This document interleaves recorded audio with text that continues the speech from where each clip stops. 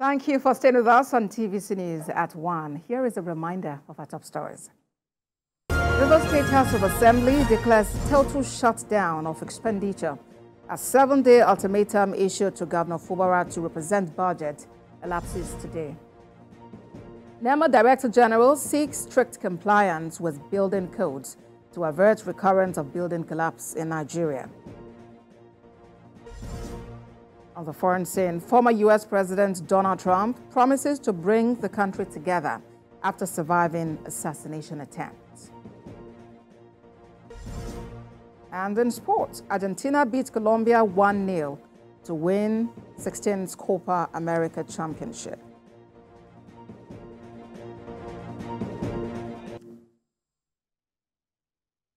Today is World Youth Skills Day, designed to celebrate the strategic importance of equipping young people with skills for employment, decent work, and entrepreneurship. This year's theme, Youth Skills for Peace and Development, underscores the crucial role that young people play in peace building and conflict resolution. This year's theme also aims to address challenges affecting the youth, ranging from violent conflicts to disruption of education and persistent economic inequality, limiting opportunities. Now, for more on this, let's speak to the Senior Learning Consultant at Joberman, Damilola Odubanjo. Good to have you here, Damilola. Thank you for having me. All right, so of course, it's often said that youth are the strength of a nation, and it does appear that in every nook and cranny across the world, there's a Nigerian youth, doing exploits. But I'm wondering, do you think that back home we are optimizing the full potential of our young people? In truth, we are not because of the very high level of unemployment in the country. But I would just like to start from a report from the World Bank that speaks to the relationship between skill development and economic growth and economic stability. So there's been, in other foreign countries like Singapore, Canada, Germany, there's more investment into skill development. So this actually leads to more economic growth. However, in sub-Saharan African countries like Nigeria, you find a lot of destabilization, right? We don't have really have peace. We have high unemployment rates. And this is actually due to the fact that we do not invest in skill development. We do not invest in our youth, right? And I know what they say, right?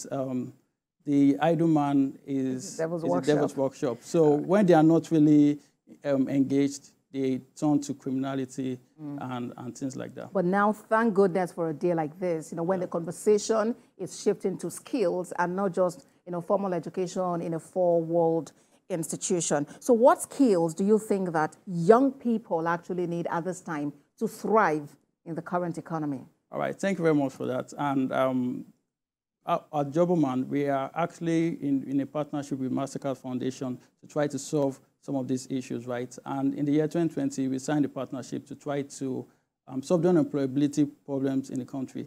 And through that, we're able to develop 3 training programs. And the first is, soft skills training.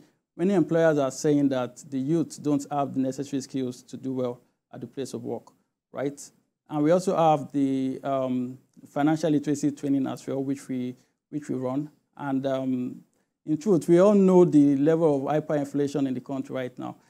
We all know how inflation is eating deep into our pockets, right? So very important that the youth learn these skills as well, so that they learn how to manage their finances and also learn how to make good financial decisions. And also, we have the entrepreneurship training and small business training, and also the vocational skills training for people who are looking to start their businesses and looking to grow their businesses. So these are some of what we are offering at Joberman. And it's also committed, it's also aligned to the commitment to the SDG goals, which have to do with goal 4 and 8. I get that. Yeah. Yes, I get that. And then now I'm wondering what happens, after all of these trainings, and how does one access these trainings? Because sometimes you hear of trainings, but then you don't even have enough resources to register to be part of the training. Yes, yes. So that's why at Joberman, we actually have localized approach to some of these trainings.